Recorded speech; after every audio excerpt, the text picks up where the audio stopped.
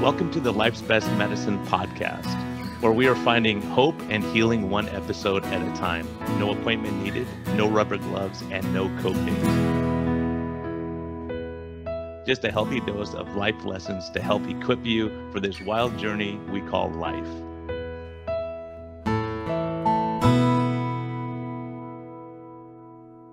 Hello, everyone. It's August. It's almost go back to school time for the kids. Sorry that I have to be the bearer of bad news on that. But my wife and I are actually traveling in the near future for some family obligations. And, we were talking about the airline sending out a preference for snacks. And we just laughed and said, we have Simply Snacking. We don't have to eat those terrible little packs of pretzels and whatever they give you that aren't that great anyways. Have some good beef and chicken and be healthy for your trip. So I would recommend you do the same. So it's easy, convenient, great company, great product. So look up Simply Snacking. We'll have a link at the end of this podcast, and we appreciate their continued support. And have a great August, everyone. September coming up next. Hey, everyone. This is a friendly reminder that we are here for entertainment purposes only. We may not even be that entertaining at times, but this is not medical advice. Talk to your doctor, check with your healthcare professionals before making any lifestyle changes or, medicine changes. What we're talking about is our clinical experience and what we've seen. And so if you really want our advice, you can consult us. You can actually consult me as a doctor, or you can consult my guest and get all your questions answered. But we can't give free medical advice, because we can't pay our bills with that, but we can help to educate you a bit and allow you to think a little bit. And always reach out to your medical professional before making any lifestyle changes. Thank you. Hello, and welcome back to the Life's Best Medicine podcast. We're doing this one on location. We're at a hotel at the Low Carb San Diego meeting, the Symposium for Metabolic Health. I have an expert here, Teresa Mealy, who I trust my patients with, and my family members, I won't tell you which one, for hormone stuff, all this stuff that scares me and makes us crazy doctors nervous and stuff. So Teresa, welcome. Thank you. I'm glad to be here. Yeah, it's good to have you. Well, give me the lowdown. How did you start doing what you're doing? So my first experience with hormone difficulties, besides being on sugar roller coasters before I found low carb, was postpartum. So I got pregnant very late in life. I had my twin boys at age 36. And then postpartum depression is always progesterone, but I didn't know that at the time. So I went on Lexapro, but I finally found hormones, and I feel like they saved my life. So I'm 51 and I've been on hormones since I was 42. I started with testosterone and progesterone, and now I've just recently added estradiol. I'm biased with hormones, of course, because it saved my life, and then it's my business. But I do think women over 40 need hormones, and I think men over 50 need hormones. I think men can compensate much longer than females can. For us women, as soon as we lose progesterone, which happens in our very late 30s, early 40s, you start to get insomnia, cravings, weight gain, irritability, crazier than God made you, overwhelmed, just can't, overstimulated, hard to just deal with normal life. So my first experience was the kids were doing kindergarten homework, and I promise you, it was connect the dots and color in a shape. And I just lost my stuff. Like, what do you mean you don't understand? And my husband's behind me like, stop, you're kind of crazy, go to the room. And then I'm crying. And so anyway, I found hormones. I would have done anything this provider told me to do. I went to Florida and saw somebody. I would have done anything he told me to do. And so I just started, and by about 3 months, 3 months in, I was just like, wait a second, what is happening? And I got to go learn this and shout it from the rooftops. So that's what I did. And what's interesting is my functional medicine journey and my hormone journey costs way more than my master's degree in nursing. So it's kind of interesting that you got to go back and relearn and be a new student and start all over again, and the money, but it's all been well worth it because we're changing lives. Yeah, it's pretty amazing. And it's those areas that, for a lot of us, it's scary. We don't know what to do. And it's so, my hardest patient really is going to be a menopausal, perimenopausal female trying to figure things out. They're trying to do everything right. and they're struggling and we're trying to figure it out. And so, I think there's a lot of mismanagement happening with thyroid and how it interacts with all the hormones and the gut microbiome and all these complicated things that start happening as we get older. Yeah. Yeah. So in our late 30s, early 40s, progesterone and estradiol should be very even. And so when I say estrogen, I should be saying estradiol. So if I slip up, I'm meaning estradiol for the most part, which is the bioidentical estrogen part of it. But estradiol and progesterone should be nice and balanced, but progesterone starts to wane as we age. And for females, maternity wise, that's late 30s, early 40s. And so when progesterone goes, you get insomnia, ragey, angry, irritable, cravings, and some weight gain. There's a little bit of libido component to progesterone, not like testosterone, and there's a little bit of bone health, but not like estradiol. Then if you did nothing, eventually, and this is usually in your 50s, then estrogen falls, and then you get hot flashes, night sweats, dry vagina, painful sex. And then later on in life, you run the risk of osteoporosis, cardiovascular disease, Alzheimer's, and dementia. Those are all things that estradiol takes care of. So that's progesterone and estradiol. We've had the opportunity to reverse about 5 cases of osteoporosis at the clinic, which is super fun. Watching the DEXA scan go from porosis to penia all the way to normal. So just brings you so much joy. The medications for osteoporosis like Fosamax and Boniva, they just slow bone loss, but the hormones build bones because that's how our body was divinely made. So when you do get a little bit of bone reconstruction with those osteoporosis medicines, the architecture is very chaotic, not very strong, not anything you really want to be a part of. And truth be told, anytime you go to the dentist, or more specifically like an oral surgeon, part of the questionnaire is, are you on Boniva or Fosamax?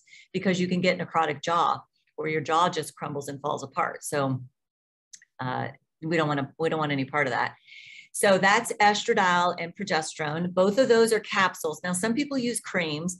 I follow the literature, and the literature was the randomized controlled trials, like there's the Cora study, the Chronos study, the Elite trial. There's tons of studies. They were all based on the pharmaceutical available bioidentical hormones, which is S-trace for estradiol and prometrium for progesterone. I don't use those. I use compounded ones because the commercially available ones are 3 sizes fits all. And with compounded, you can really tweak it. So, so that's... So the old standard was Prempro, Premarin, Provera, and then you could tell them where it comes from. Yeah. So Premarin is pregnant horse pee, and Provera is the problem. So I did have a physician I have quite a few physicians in my office. And so one female internal medicine physician was on Prempro, which is Premarin and Provera combined. And we were going over her labs initially, and her progesterone level was 0. Her estrogen level was like 22, which is what Premarin will get you. It's enough to cure hot flashes and night sweats and dry vagina, but it definitely cannot build bone. You will not reverse osteoporosis with a little small Premarin. But her progesterone level was 0. And she said, I'm really confused because I'm on Prempro. Why would my progesterone level be 0? And it's because progesterone and Provera are completely different molecules. It's like you eating a banana and me saying, how's your banana? And you say, I'm eating an apple, can't you see? And I would be like, well, I see it's a banana. So you're talking about completely different things. So that's progesterone and estradiol. I prefer to use pills, although sometimes I use cream for estrogen if I know someone has some sort of clotting disorder, not because bioidentical estradiol causes clots, but because Premarin, pregnant horse pea estrogen, does. And those women with clotting disorders will go on to have a clot, because that's the part of the disorder. And then one of their physicians is going to blame my Premarin and my estradiol, and it would cost me probably $50,000 to hire experts to say, oh, that's Premarin. So we just kind of cut through that and just do estradiol cream, which you will still get all the benefits for, maybe just not all the heart. You want oral estradiol. It goes first pass through the liver. That creates fatty acid esters. And those are what changes lipid panels. So cholesterol, LDL, HDL, all of those things. So that's why we want the oral. And then I never in my life have used progesterone cream. I do think it's medical malpractice to use that. Studies have shown that the tissues that we want progesterone in to downregulate or offset estrogen is breast and uterus. And when they've done tissue samples on progesterone cream, there's no progesterone in there in the studies. So progesterone only capsule, estradiol, sometimes cream, but I prefer oral. And then testosterone, sex and muscles. You cannot have a good libido without testosterone. And so what happens to us females is we get married, we go on the birth control pill because now you can have sex, and then it wipes out your testosterone. So now you don't want to have sex. Then you still have sex, you get pregnant, you have babies, now you have babies, now you don't want to have sex. And then by the time your babies are grown, you're 40, 45, and you still don't want to have sex. So we're just left out in the cold, where you guys, men, you'll be on your deathbed asking for sex. That's how it works. So we're completely different from that. So testosterone is sex drive and muscle mass, but beyond that, it's zest, vitality, motivation, strength, stamina, get up and go, get your list done. I always say it's wake up on a Saturday, have sex, wash the dog, wash your sheets, change your sheets, make your bed, do more laundry, clean a closet, prep a meal, go for a bike ride, go canoeing, something. It's just energy to get things done.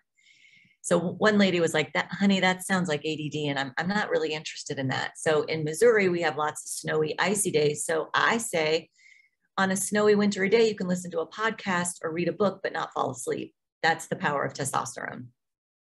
Yeah, it's really, we make fun of testosterone, and we make fun of like hormonal stuff, but really relationships get affected, and it's a huge deal. Like, when the wife doesn't have a libido, and then the husband feels like the relationship isn't connecting, and all these kind of things. And there's so much that we see that, marital problems, stress, and all these things that will factor into binge eating disorder, for instance, or, insomnia, not sleeping, worrying about the relationship, and, fighting all the time. It's just not a good environment. So, and I've had patients, really, one of my patients said, "I have no idea why my husband didn't leave me. I was absolutely disastrous to deal with." And he kind of shakes his head, "Yeah, but she said, no, literally, I was insane until she got back on hormones, or started on hormones, and totally changed their marriage, basically." Yeah.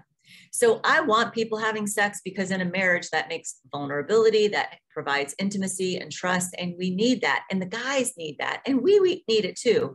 But I get the whole gamut. I get, when I ask about libido, they'll say, "I just do it for my husband, but I could care less if I ever have sex again."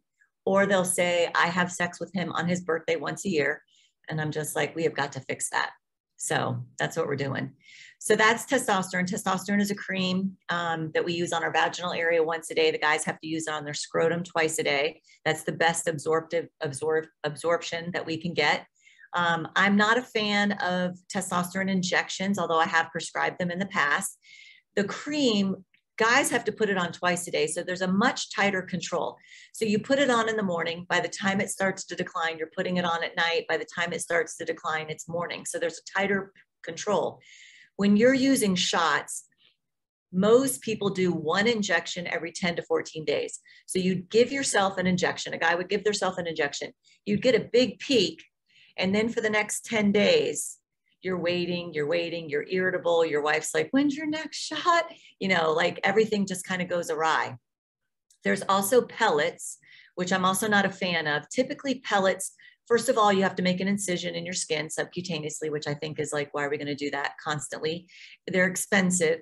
And then typically the pellets only have testosterone in it. And then sometimes estradiol, which pellet estradiol makes it transdermal, which again, doesn't bother me too much. But if I give a woman who still has their uterus estradiol, and she has not been in menopause for very long, there's a high likelihood she's going to have a period again. If that happens, I tell them to stop the estradiol, double the progesterone, call me when the bleeding stops. If you have it all in a pellet, I can't do that. You're just done. And you have to wait till the pellets are done and out, which is 4 to 6 months. Or if you don't like the way anything makes you feel, you have to wait 4 to 6 months till it's done. Yeah, and I've had guys that the pellets come out, they get they get infections and inflammation, all that kind of stuff. And the same principle with injections. You get the pellet, you feel amazing. If someone was to check your free testosterone level during that time, it is going to be amazingly high. And then as it starts to decline, you're kind of like jonesing, like, oh gosh, So if I do prescribe testosterone injections, I will have, it's typically 1 ml every 10 days or 7 days. I'll have them split that into half mLs every 3 to 4 days. So there's just a little bit more consistency and not a big drop. And with the transdermal, do you do like test them and you know the commercial products, or do you prefer doing a compounding pharmacy? Compounding, because androgel is alcohol based, and it's one size fits all, and you would need to put like a bunch of those patches on you to even make a difference. And this is how shady research is. So they've done this with thyroid and they've done this with testosterone. So they'll give men androgel, which brings your total testosterone up by maybe 200 to 300 points. And then you do a questionnaire to the guy like, hey, do you feel great on androgel? And he's like, I don't feel any different. So then therefore androgel doesn't work, and we shouldn't be promoting testosterone in men or women. But androgel's dose is way too small. There was another study, because you know me, so you know I love thyroid. There's another study that showed, the endocrinology world showed, giving T3 does not make a difference. Well, they did the study on 5 micrograms of cytomel, 5 micrograms of T3. I don't start with anything less than 75 milligrams of compounded thyroid, which is about, so every 60 milligrams of thyroid is 9 micrograms of T3. And I start just a little higher. So let's say 11 micrograms. So sure, you give someone 5 micrograms of T3 and ask them, do you feel amazing? They're going to be like, yeah, I don't feel a difference, because it's too small of a dose. So that's how they kind of get around that. Then they send it out to all the endocrinologists like, hey, don't worry about T3. Your patients are asking. We did a study and it's not any more helpful than Synthroid or levothyroxine. Yeah, and I've seen that with, you know, thyroid replacement. A lot of people just check TSH, and I've been surprised at how, you know, you're missing the T3, the conversion from T4 to T3 and all that in men and women. Yeah. You know, it just seems so strange that people aren't really looking at a thyroid panel or you know, following up on that. Or they'll say your TSH is fine, you're okay, and they're losing their hair, they're fatigued, they're gaining weight, and all these other things are happening. Which totally bugs me, because I get called a quack, you know, like you do all the time. And so here I have actual documented symptoms, and I have either a documented elevated TSH, which puts you at a diagnosis of hypothyroidism, or a very sluggish and very low reading. You know, you're normal, but you're all the way at the end of the low range. So there's really nothing normal about that. And I'm the quack for giving people something that's going to fix their symptoms. If you went to corporate medicine, they're going to give you 2 or 3 antidepressants, which just makes you gain weight, not be able to orgasm, decrease your sex drive, and then you're back in the same boat. Yeah, it's really a frustrating situation people find themselves in. And then, you know, we've talked about the effects of stress, cortisol levels, and, you know, just being metabolically sick also, and how that affects the hormone system. Exactly. And, you know this too, but patients get gaslighted all the time. Like I have patients, most of my patients see on average 5 to 7 providers before they come to see me. And like 2 in particular, they complained about sex drive. Like my one patient finally worked up enough courage to tell her provider, and it was a female provider, GYN, that she has no sex drive. And she said, you have to dress in lingerie that will, like, that's going to excite your husband, not you. Or they go in saying, I know I have hormonal issues, and they're saying you're too young, we don't test this your age. It's just all kinds of just red tape and obstacles for these patients. And if someone comes in middle age, kind of, you know, perimenopausal, and, you know, they're gaining weight, they don't feel great about themselves, all those things, what's the first thing you're looking at? I mean, are you looking at saying, okay, let's try to normalize the thyroid, the insulin level, the hormones? Like, you know, sometimes if you do too many things at one time. So I'm usually, for me, because my focus has been, you know, the metabolic aspects, looking at getting the insulin, you know, insulin sensitivity improved, and, you know, insulin resistance addressed, and then kind of looking at everything else secondarily. Yeah. So I kind of hit them with the kitchen sink. Personally, my story was I needed hormones. I went 3 to 6 months on hormones, and I just naturally started to lose weight because my brain wasn't so chaotic. I was sleeping better. I wasn't riddled with anxiety. I naturally changed my diet. So that was the way I did it. I just feel like I was a complete hot mess sitting in that provider's office. And if he would have said, you need to try low carb and just eat broccoli and salmon, I just would have been like, how do I do that? Like, I can't even keep my head on straight. So for some people, they can improve hormone function in perimenopause with diet, for sure. Now, if your ovaries are out, like you've had a total hysterectomy, then there's nothing there to try to get going again, but you can stave off hormones for a bit with diet for sure. I think about hormones, especially for females, because there's 4: estradiol, testosterone, progesterone, and thyroid. I think of them as 4 tires on the car. If someone got up in the morning to come to see me and all 4 tires were flat, they wouldn't just blow up 1 or 2 and still try to drive to my appointment on 2 flat tires. That's not very good. So I like to do it all if they need it, because I do not know what percentage of which hormone is going to fill that person's puzzle, but they all do fill the puzzle. Like some of my patients will call and they're like, I ran out of progesterone. And I'm just like, how did you do that? I would die. If someone wants me to be without my progesterone one night, I don't know what I do. But that we can do it that way. And occasionally you have patients that want to do it that way. They want to start really slow. In that case, I would give progesterone or thyroid first. You cannot do estrogen at my doses without progesterone because that's too much of an imbalance, but you can do progesterone without estradiol. So in our early perimenopausal stage, when progesterone falls and estrogen is normal, that could be looked at like estrogen dominance, even though that's really not a recognized term in corporate medicine. But when your estrogen is normal and you have no progesterone to balance that out, that creates weird, wacky periods. That's the age group where women have hysterectomies and uterine ablations because they won't stop bleeding. That's also the age that you have an increased risk of breast cancer, not because estrogen causes breast cancer, but because progesterone is very protective. And when she's missing and is bottomed out, that's what we don't want. So if someone wanted to choose and go slow, I would do progesterone or thyroid first and then diet changes. And to be clear, what I do tell my patients, to be fully transparent, sugar and insulin can blunt, especially thyroid. So sometimes if they're very motivated, we can start with the sex hormones, work on diet and see what happens with the thyroid numbers. Or even if your thyroid numbers aren't great, but they feel fine, we can skip that for now.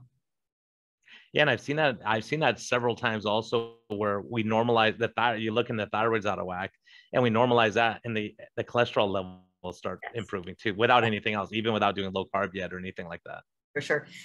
Thyroid is huge for underlying subpar cardiovascular function. So, that's another thing probably we should be looking at in the hospitals with heart attacks is what your thyroid status is. Yeah, and it's hard because in the hospital it's under a stress situation, so sometimes the thyroid numbers can be really crazy, and they call it like euthyroid sick and different terms like that. I don't know how accurate those terms are, but hopefully we can manage it outpatient before we end up in the hospital. Yeah. But yeah, you're right. A lot of times you don't know how much of the hormones are playing a role in cardiac issues. Everything, and yeah, everything. Yeah. And then what about a lot of people will talk about adrenal fatigue, and I've seen some crazy, you have to check your temperature like 8 times a day, and all that. How do you deal with that when someone comes in, they're just chronically fatigued? Do you find, for me, what I found early on was I would have young females, maybe their kids are toddlers and they're stressed out, they gained weight and they're beat up, and what I was finding a lot was elevated insulin levels. I was like, maybe that's a big issue, that you're insulin resistant, that's causing fatigue. But what about this cortisol and stress hormones and all that? How does that fit into the equation? So I think I don't do this in my office anymore because I kind of feel, okay, so if you're going to do a cortisol test, I do think that's a 4-point saliva test. Whereas testing sex hormones, saliva is not in the literature, it's blood. So that's what I do is blood. But cortisol testing is a 4-point saliva test where you spit into test tubes at certain times of the day, 4 times a day, and send it in. My thing is that test is relatively inexpensive. When I used to carry it, it was $99. However, I do think adrenal fatigue is real because number one, we're all, dumbed down on processed foods, which attack the adrenals. We're overstimulating ourselves with caffeine that stimulate the adrenals. And so many times if you support the other sex hormones, the adrenals will calm down. But I tell everyone the same thing, no matter what I think you have, adrenal dysfunction or not, get good sleep, eat real food, minimize your stress. And if I know you have adrenal dysfunction, I would say don't train for a marathon. I don't have any patients I have one patient who does ultra marathons. So that's not really my population, but that's what I would say. Don't do a ton of cardio, a nice walk instead, and patients know because a lot of them will say, if I exercise at all, I can't move for 2 days, or I'm so tired for 2 days. That's adrenal dysfunction. And so whatever exercise got you there, you have to back off a little bit, let your body heal before you can do that kind of stuff. Yeah, I think that's in general what we're talking about with metabolic disease, saying, okay, watch your stress, get enough sleep, moderate exercise, staying active, staying positive, doing stuff you enjoy, all those things to lower cortisol, because it's kind of like saying you're stressed out. We don't have anything to do about it, right? We can't just lower that cortisol. We can't give you something just to lower it down, but taking a breath, relaxing, sauna, jacuzzi, whatever, putting puzzles together, dressing up like a clown, if that makes you happy, whatever gives you that peace, right? Right. And some patients have, like I have people that have marital distress, and I have one patient, she's like, I'm not leaving him. Divorce is not on the table. So we have to make everything else perfect. So this one thing that's always going to be off, night shift, everything can be perfect. If you're working night shift, we're talking about circadian rhythms, and that's always going to be an obstacle. So we have to make sure everything else is perfect. So we just manage what we can. It's like telling a CEO of a 500 Fortune company not to stress. Like, they're going to stress. So make sure everything else is in place, and they have some stress coping mechanisms to help with the stress. But you can't be so flippant to say, I'm not sleeping, we'll just sleep. Like, okay, yeah, I'm trying. We got to help with all of that. Yeah, and I think that's a big part of it too. And I've seen it. I just presented on it yesterday, actually, just talking about the effects of stress. I've had people take a break from work and just shut down the computer and take it easy for a week, eat terrible food and lose weight, 8.8 pounds in 10 days, right? One of my guys. And so, and another one, and me, as a matter of fact, giving the talk, I followed my sugars, and, just because of excitement of giving the talk, my sugars, elevated to a point that, it's a natural cortisol response. But you think, gosh, once someone's stressed out, fighting with their neighbors, and cutting people off in traffic and being on edge, and a lot of us, after going through being locked down and COVID restrictions and masks and all that stuff, it really did spike the stress hormones, family conflict, and all those kind of things. It's definitely real, and all of that matters. And I think sleep is a very underestimated thing. And I think in our society, especially in our nation, and I can't speak to others, but we equate status with busyness. And so, sometimes I have moms that are like, this one mom is at the baseball field with her kid till 10 o'clock, and the kid is 7. And I'm just like, what? What are we doing? And then I saw a meme on one of the social media platforms. Our country in particular is like, I just had gallbladders. Like, there's a message or an automatic response. I just had gallbladder surgery. I'm under anesthesia. As soon as I come out, I'll respond to all my, it's just like, no one can shut themselves down. No one, because we have smartphones and computers, you can be away on vacation and you're still checking emails, and things are still hitting you and pinging you. Yeah, and we feel guilty if we're not busy all the time. Think, oh, I have all this other stuff to do, and then you're going to ballet practice, whatever. You're taking your kids here and there and running around, and then you got to make dinner. Then it just, so I see that, and then you have the super parent, that's trying to do it all and juggling everything, and then they're struggling at work and they can't sleep and they're not concentrating well, and all those things. The impact on the hormonal system is just incredible. And then also, when your hormones are out of whack, then that makes you stress, and then you can't sleep, and then people are stress eating, and all those. It all kind of comes back together again, as a cycle. It kind of, once we know what you and I know, it's kind of astonishing that people continue to not really thrive, but survive for so long with all of that bombarding them. And then when you really think about it under the surface, and the patients we see, even though they're quote unquote getting up, going to work, raising a family, they're sick. They're underneath, they're very sick. And they don't know it yet because they're not in the hospital. They haven't collapsed. I mean, but they are very sick underneath, and it's just a ticking time bomb waiting to happen, because eventually you're going to run out. It's going to run out of steam, and you're going to falter. Yeah, and that's what's always happened. I mean, I remember in med school, you're pushing it, you're studying all night, you're sleep deprived, and then you take your test and you finally get your vacation and you're sick. You go, oh my gosh, now I get sick. And then, but a lot of times during the holidays, people are getting sick, they're stressed, they're running around, and they run themselves ragged, and they're not sleeping enough, and they're, traveling, and, all those things. And it's amazing how how much that really affects us, just the constant, even though we don't realize we're stressed, sometimes it's just, you don't realize, okay, let me sit here and take a breath, and calm the nerves a little bit. No, we think as long as we're going to work, we're getting a paycheck, we can pay our bills. You have succeeded in the day, but we should be doing way more than just working and paying bills, spending time with family, in nature, church functions, whatever it is for you. That's what we should also be able to have enough energy to do. Yeah. And then, like you were saying that, the effects of that, saying, oh, I only have sex with him on his birthday. And, with these marriages that you just see the distance, Mm-hmm. that they're not connecting anymore. And then, how like, give me some examples of patients you've had that you've seen, they go, wow, we've really helped that person or really impacted them. So I just had somebody that came back to me for the first time after I started her on hormones, and it was a 2-month follow-up.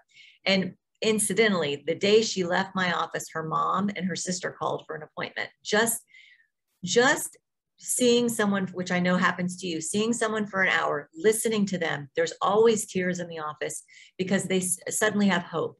Even if it doesn't work, suddenly someone's listened to them and they have hope. But anyway, she came back in and she was crying, and she was just like, she raises horses, and she's like, I'm in the barn till late at night, interacting with the horses. I'm riding horses. She said, finally, after like a month, I realized I'm in the front yard with my daughter 4 times a week playing catch with her, softball. She's just like, this has changed my life. I mean, you go from just, like I say, working, bringing home a check, maybe getting your kids to ballet and coming home and collapsing. No one cooks dinner. They go to fast food because everyone's too tired. This is a major change for a lot of people. I have a 70-year-old couple that has been seeing me for a long time, and they have sex constantly. I had to take the woman off of testosterone because she was getting so much from him. And she's like, girl, I'm going to write a book about sex in your 70s. And I was like, please do that, please. But it just revives marriages and families. Yeah, it's funny, that just reminds me of a case I had of a guy. I want to use the right terminology, but basically kind of a, not the most macho guy, and, stressed out, a long history of depression, anxiety, and all that stuff. And, him and his wife are having a lot of marital problems and all this stuff. And, it turns out his wife comes in and she's stressed out and anxious. And, I go, so what's, she has classic stuff of anxiety. So we put her on a SSRI at the time. And she comes back and I said, and she looks great. She's happy and everything. She goes, oh my gosh, my mood is great and all that stuff. But she said, it cut my sex drive in half. And I go, oh, geez. Okay, well, we have to talk about that. And she said, no, that's a good thing because my sex drive was so much higher than my husband's. Now we're evenly matched and everything's better. And I was like, wow, you don't think about that. Like the poor husband, and trying to figure out like, just being matched at least when you both have the same desire and the same, it's really critical because if one has a really high sex drive, that can be an issue. And if the other one has a very low, trying to match it up. Yeah. So what typically happens in my practice is females come first and they know they don't have a sex drive, but their husbands don't know their sex drive is waning because we aren't asking for it all the time. So once I get them optimized, they're suddenly asking for sex. Could be daily for a lot of cases, but even 3 times a week, suddenly the husband's like, oh. Well, you're making up for lost time, I guess, right? Right. But suddenly he's like, you want it again? Maybe and so then the men end up in my office because they realize they're waning. See, men, it's much more insidious. For us, as soon as we lose progesterone, we become crazy. The men, it's more of a drive. It's more of like, he has to mow the lawn and he's kind of looking out the window constantly. Like, do you think it's going to rain? Well, here in California, it doesn't rain. Like there's not even a cloud in the sky. No, it's not going to rain. Well, let me just check the weather app just in case. And then suddenly it's like, I'll just do it tomorrow. So it's just lack of motivation and drive. You men are hunter-gatherers, alpha males. And when your drive diminishes, that's it. That's what you guys are made up of. Then you get the remote control and sit on the couch and watch TV and football and whatever. Like, yeah. That's right. Yeah. No, I hear that guy. One of my friends said, goes, I think I'm getting older because my wife's in the bedroom and calls me in and he's thinking, do I want to make a sandwich or do I want to go in the room? That kind of thing is like your drives are totally different than they were when you were younger. Yep. That's exactly it. And then the guys, testosterone in men, especially when men are young, your testosterone level is really great and high. You naturally aromatize or convert into estradiol. In a lot of hormone practices, they try to give an aromatase inhibitor like Arimidex to block estrogen. We don't want that because God didn't make us like that. You guys naturally convert all your testosterone into a little bit of estradiol. That protects your prostate. And then we don't have prostate. So that's one thing you get that we don't get. But our estradiol, both sexes, protect you from bone loss, which lots of guys have osteoporosis, bone, heart, and brain. If we can get some early dementia in, estradiol is amazing for that. But anyway, you guys get a protection against your prostate or prostate cancer. In the old days, before my time, like 40s, 50s, we treated prostate cancer in men with estradiol. The dose you'd probably need is, I would say, 8 to 10 milligrams of estradiol. It's probably about $300 every 3 months. Now we treat it with Casodex and Lupron in the urology office, and it's, well, this has been 10 years ago. It's $10,000 a month. So this is all about money, corruption, conflict of interest, and then it just wipes out your testosterone, wipes out your estrogen. And then those guys feel totally awful. Like they want to commit suicide. They feel so awful. No, I've seen that. I've had guys say, look, I just cannot do this. Like it's so miserable, you know, no sex drive, just fatigued all the time and no energy, breast pain, you know, all kinds of stuff. All that. We have an endocrinologist that always comes to our hormone clinics, and his 2 brothers are also physicians. And his dad had prostate cancer, was on one of those, Casodex or Lupron, felt terrible, kept telling him he wanted to die. They're from India. So the endocrinologist went behind his brother's backs and gave the dad a bunch of estradiol. He felt amazing. He climbed whatever the mountaintop is in India and is back to living life. I mean, it's just mean. The things that we do in corporate medicine, to me, a lot of them are barbaric. Like it's mean what we do. Yeah, it's amazing when you see stuff like that, or you hear stories that, and I've seen it a lot too, and you think, wow, that like just changing a few things, you could really help people. But you know, we start going down these paths with, you know, drug complications and all these other problems, and you think, man, if we would have just, you know, listened to the patient, maybe help them cut back on soda use or whatever, you know, it is really remarkable that I see it all the time. And, you know, in my practice, I have a lot of out of control diabetics coming in, and no one's ever talked to them about not drinking soda or saying, hey, you don't need to drink orange juice 6 times a day, whatever. It is amazing that we'll throw a bunch of drugs out there and not say, well, it's like, if you're sunburned all the time, at some point you say, get out of the sun. Don't just keep putting on more sunscreen. You know, you got to get out of the thing that's causing the trouble. And the problem is those people run into polypharmacy. So when patients say to me, like, I don't like to go to the doctor, and I look at their age and they're 50, I'm like, well, thank goodness you'd already be on 8 pills. We have no idea what all those drugs are doing together. They were never studied together. We're basically in this big clinical trial putting all these meds together. It was never designed to be like that. And the talk you gave in Boca one year was on this. So the guy, I think your guy got in a motor vehicle accident, then got opiates, then got constipation, then got, you know, like, and then by the time he was done, he's on 7 or 8 meds.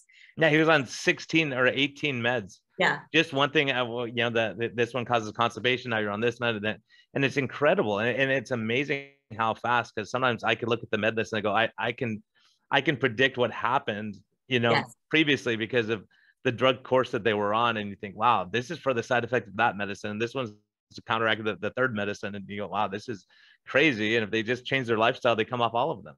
Yeah. And unfortunately, in that corporate medicine model, because I worked it for probably 15. I've been a nurse practitioner for 18 years. I've been doing this for 5. So for 13 years, I did that. And you don't have time to think about anything except what drug matches whatever complaint or disease process that they have. That's it. Well, and that's the other problem you have is someone will come in, they've been on antidepressants, anxiolytics, and they're fatigued all the time. It's like, gosh, is it from the drug, or is there's an underlying cause also on top of that? Yeah.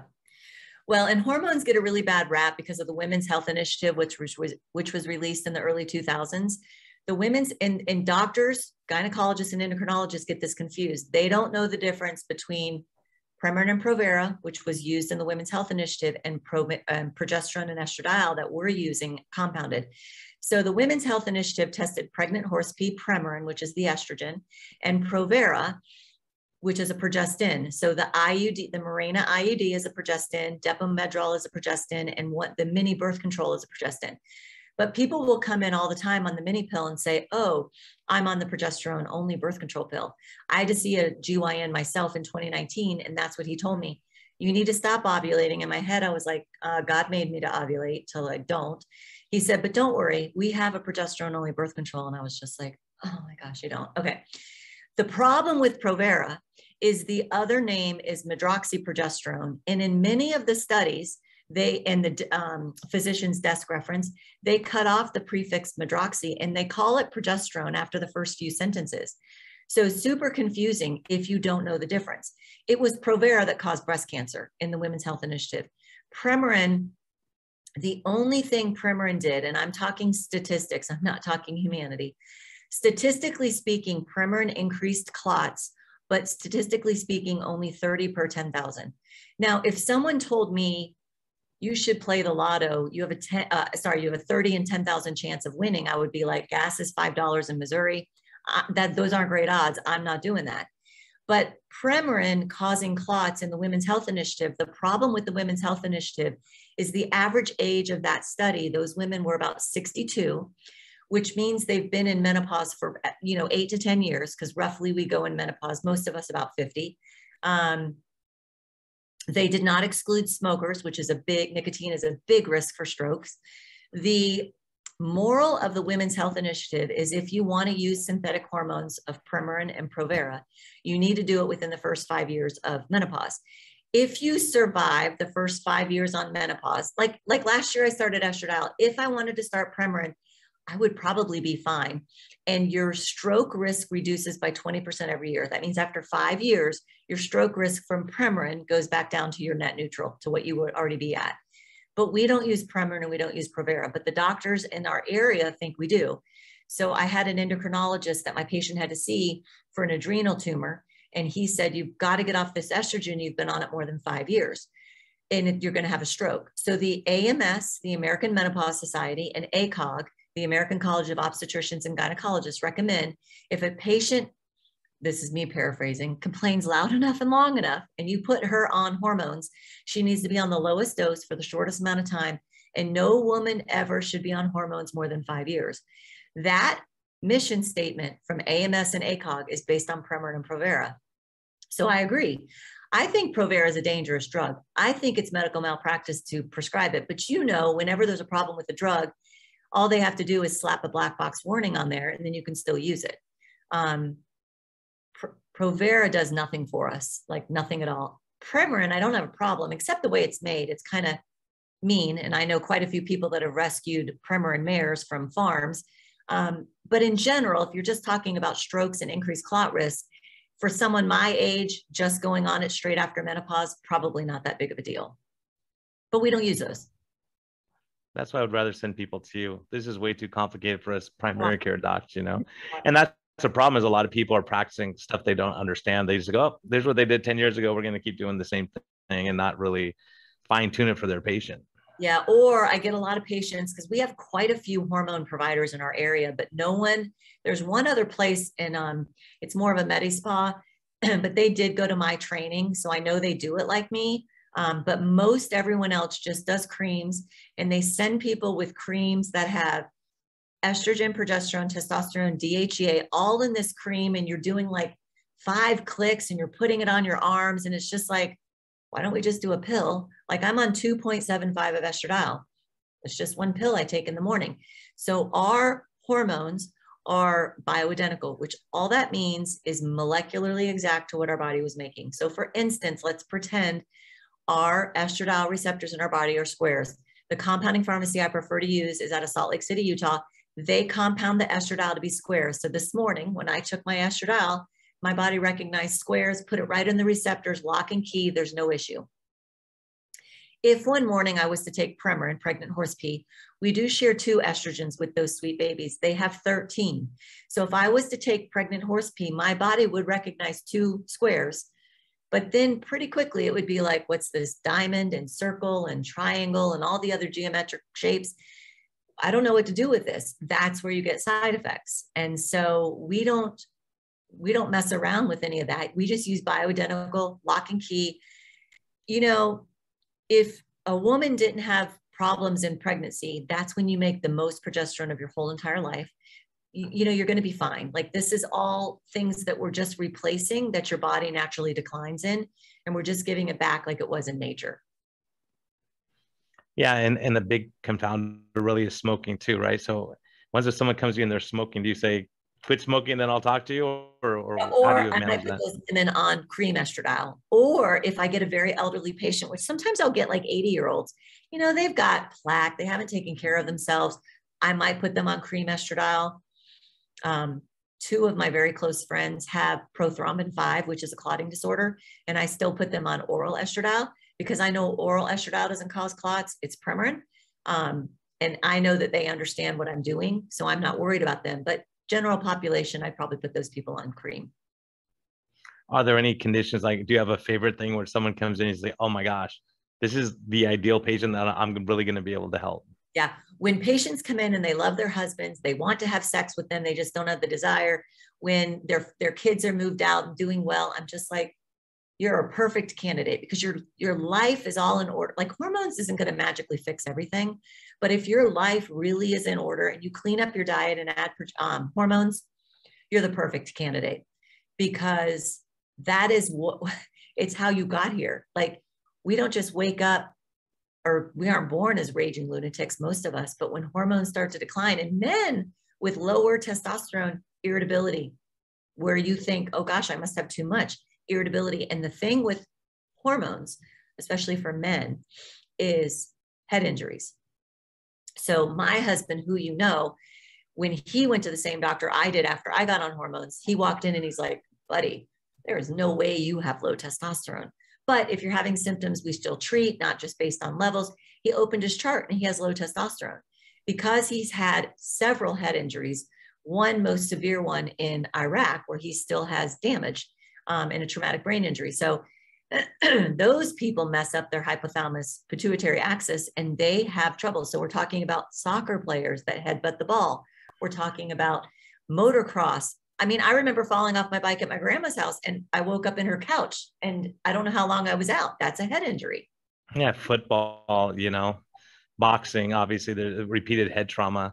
But yeah, that's a as a matter of fact, one of my good friends is a professional, what is an ex-professional soccer player, and a lot of his friends really had cognitive issues, and they think he says the guys who headed the ball the most times, that was their thing, and then they start getting these little micro bleeds and problems down the road.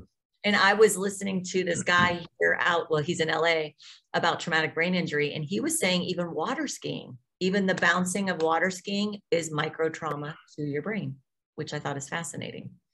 I don't think anyone should give up water skiing, do it. But it's just interesting when you really start to think about it all. And us guys can't lose that many brain cells, so we're already at a disadvantage. We do all that crazy stuff anyways, trying to get concussions, right? Adrenaline junkies, you guys. Yeah, so I have to ask you, unless you have other words of wisdom for me. I don't know. I think I gave them all to you. I kept you up late here tonight too. And we're working hard. We're hard workers here. We're throwing off our diurnal rhythms and all that stuff. But what's life's best medicine for you? What floats your boat? What gets you excited? What keeps you going? I think being able to help people change their lives is amazing. Watching my kids grow up and now they're 15 is amazing, and watching them come into little nice human beings for the most part makes me happy. I love Jesus. That makes me happy. I love nature. That makes me happy. Our family is very close knit. We homeschool our kids. So we're just really like this party of four that just is really close. And that's what really floats my boat. Yeah, go for it. Sorry. No, that's it. Helping people, because they come in such hopelessness and destitute and just like thinking their life is over, which corporate medicine makes you think that. I had a 32-year-old patient who came to me because she felt awful. She'd been to her GYN and the GYN told her, this is how it is. You're old and you have 4 kids. I'm like, good Lord, you are 32. I asked her about her food, Dr. Pepper, diet Mountain or regular Mountain Dew, donuts, just to keep her awake so she can take care of the kids. So I taught her about diet. She came back in 10 days, got her labs. She came back. She's like, I feel amazing. I just changed my diet. And I was like, good. went over her labs. I was like, get out of my office. Don't come back for 10 years because you're not ready for hormones. You just need to clean up your life, Sal. But corporate medicine makes it act like that's how you should feel. That's aging. That's normal sequelae. That's all we got. Yeah, that's so critical, especially you're 32 years old. Oh my goodness. Like, you know, It's take a absurd. look. And that's what I see every day too in clinic. And that's what I love to is just watching, saying, oh, we can fix this problem. This is unbelievably exciting. Like people will be telling me all their problems. I'm smiling and I feel like they're like, you're smiling at my problems. I'm like, no, I'm smiling because we could fix them. These are all fixable things. Like, you know, you feel really good when you know, like those patients are coming in and you say, gosh, I know exactly why you're having these symptoms. Because you Yeah. know what's happening with estrogen deficiency and, you know, progesterone deficiency and everything. And so that it's kind of cool. That's what I'm seeing with the excess insulin problems. Like, oh, you're fatigued, you're tired, your back hurts. Oh, okay, yeah, let's work on this. Yeah. So like, and I think it's so important that we all, you know, get into our area of specialty and then refer out and have people. The problem is there's not a lot of good people, and that's my frustration in California. You know, what these people, as a matter of fact, we have patients in common. They fly out to see you, and it's cheaper for them to fly out 2 times a year and than what paying someone in California. Yeah. It's tragic that there's such a you know, that is such a money gouging system here for hormones when people are kind of held hostage. Right. Right. And then, you know, like I was telling you today, patients do amazing. And then they go to their primary or their endo or their cardiologist. And it's like, what are you doing? You look amazing. Oh, hormones and keto. You're going to die. Yeah. But a hemoglobin of 12 isn't going to kill you. But what I'm doing is going to kill you. It's weird. Yeah. And you're exercising and active and all that. Oh, and I was also going to ask you about like, you know, a lot of men are on DHEA. Is there benefit to that or other supplements that help with the libido or strength or whatever? Yeah. So I always travel with all my hormones, but I also always bring DHEA. So DHEA offsets cortisol, which we all could use. It helps with anxiety, depression, energy, fat to lean body mass, which testosterone and thyroid can do too. And then bone and heart. So I love DHEA. So, and cool. I like the men need much higher doses than we do. Like I'm on 10. Most of my men are on 50. I just found out today Mark's only on 25. I don't know. We'll have to figure that out. Well, I've seen the guy. I think he's doing just fine with whatever he's doing. My gosh, your husband's a beast. He is. Awesome guy. Awesome guy. You're a great couple. And, you know, that's an important part of it too. And then, you know, also I'll have to ask you this since I know you're of your faith. You know, when I first started talking about faith stuff on Low Carb MD, people came unglued and said, don't talk about that stuff. It's hocus pocus. You're a scientist. You shouldn't be talking about it. So, you know, I love to have other like-minded people that are, you know, are people of faith, even though they're smart and they're scientists. And so how do we put these things together? Well, that is a really hard question because there are a lot of people that are turning away from Christianity and God because I don't know. It's a hard question for me because I just believe, like, I just know because I don't think I could grow babies in my belly perfectly coming from a big bang, or like, I just can't imagine the sun and the moon making the tide come in and out is just from, I don't understand. I do ask a religion question, everyone's religious preference. I did have only one patient that was kind of like, I don't understand why you're asking this. And it's like, well, like I have a Buddhist in my practice. So like religion or spirituality, whatever you believe in matters. It all makes up our health. So I do think it's hugely important. And I would love to see a revival come about in the country because I think it would just help so many things. I think it would help our stress hormones for sure. It's like how you deal with it.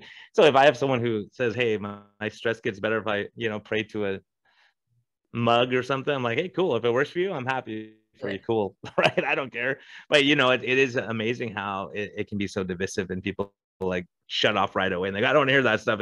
And I think it's scary because we don't want to contemplate our own mortality and, you know, where do you look to when things get stressful and all that kind of stuff. And, you know, but I think it's really, you know, important right now with what we've been through. And I think we kind of start saying, okay, things are crazy around us, but it will get better. Like you have to, like you said, being able to provide hope for people and to say things will get better. It's terrible right now. You're having marital stuff, but let's see what we can do. And at least they leave your office feeling like we're doing something and not just sitting there in hopelessness. Right. Otherwise, there's no way I'd be I told you a little bit about Mark and I's last year, and it was incredibly stressful. There's no way I would have made it. I would have made it without my faith. So it helps me. And I hope that a lot of our country and the world get back to that, because I do think that's what we're missing in society. Hey, and that's some of life's best medicine. So, hey, it's always great. It's great seeing you hanging out this weekend. And, thanks for the great care you provide for my patients. And if people want to track you down, how do they find you? So my website is very long. The kids are like, that's too long, but it's Teresa Mealy, totalhealthandwellness.com. Or I am on Facebook mostly under Teresa Mealy, Total Health and Wellness. I'm on Twitter, but not very active. And I do have an Instagram account, but it's not very active. But just look up my website or Facebook page, call the office. We have a nurse and a front desk receptionist. Mark is in and out. Sometimes he talks to people, which makes my heart so happy. Doesn't matter if it's a male or a female. I can hear him out there talking, giving them the lowdown, giving them hope. It's just amazing. But give us a call and we'll see what we can do for you. Yeah, you're good people. And I got to meet your sons too and hang out with them a little bit, have dinner. And yeah, you're doing good stuff. And, and that's one of the things I see is a lot of people who are in this realm, they're decent, happy people, like nice and cool and enjoying life and want other people to be happy instead of, sometimes on social media, we see people tearing each other down for no reason. Which before hormones and low carb, I was one of those people. I mean, I was so irritable, hangry, up and down. I hated myself. I hated my weight. I mean, I just was a mess. I was a hot mess. So there's hope, everyone. She's a hot mess. There's hope. So now and you got better. When I do go through a storm, I'm just like, thank you, Lord, because my problems led me to this. And now helping people change their lives. So I'm thankful I went through it, even though at the time you're like, oh gosh, this is hard. Well, and it's funny, we were just talking at dinner the other night, and it's funny because one of my patients, a lot of times I like to have a couple come in and we're working on metabolic health, and I'll say, hey, how are things at home? Just kind of checking in, and the husband will look at me like, oh, I shouldn't say it, but maybe I should, and then he looks at his wife and says, you're more calm and even now. Like he doesn't know how to say it. She says, what do you mean? He goes, you used to overreact, and I knew like certain things that what I knew would annoy you, and now you're saying, oh, no big deal. It's like, it is amazing. It's so then you're not both lighting fires and conflict and on edge, and when you have two grumpy people together, it's not a good combination. Mark has said to me, it hasn't been in a while, but when I first went on hormones and changed my diet, he's like, listen, I loved you before, but you are way easier to love and to deal with, because I was just a hothead and ragey because of processed foods and hormone stuff. And hormone stuff, even though I was young, because my insulin was so high and I was pre-diabetic, and the only saving grace is I was young and I exercised like 5 days a week, twice a day sometimes. So, it just kind of held me steady, but not a good life. I mean, boy, and some of us lived to 99. Yeah, and to be sick and messed up, like enjoy life and have fun, and go out and go for a hike and do your thing. So hopefully people are listening. And I think really, if you're out there and you're struggling and your hormones are messed up and you feel on edge and you're uptight all the time, and take a look at what you're eating, what your lifestyle is like, what your stress is like, what your faith is like, all these things, and say, gosh, maybe I do need to look at my hormones and just make sure. Yeah. And I've seen miracles happen from what you do, and like putting what we all do together is just so much fun. Yeah. And also for your listeners, if they can't come see me, I was trained at worldlinkmedical.com, and you could find a provider near you that at least had the training like me and probably does things, essentially aligned with what I do. Awesome. Good stuff. Okay. All right. Hey, thanks for joining me on late notice and late at night. You are welcome. It's always fun. I will see you. We'll see you tomorrow. Okay. Bye. Take care. Bye, everyone. Hey, and be kind to yourself, be kind to others. And thank you for listening.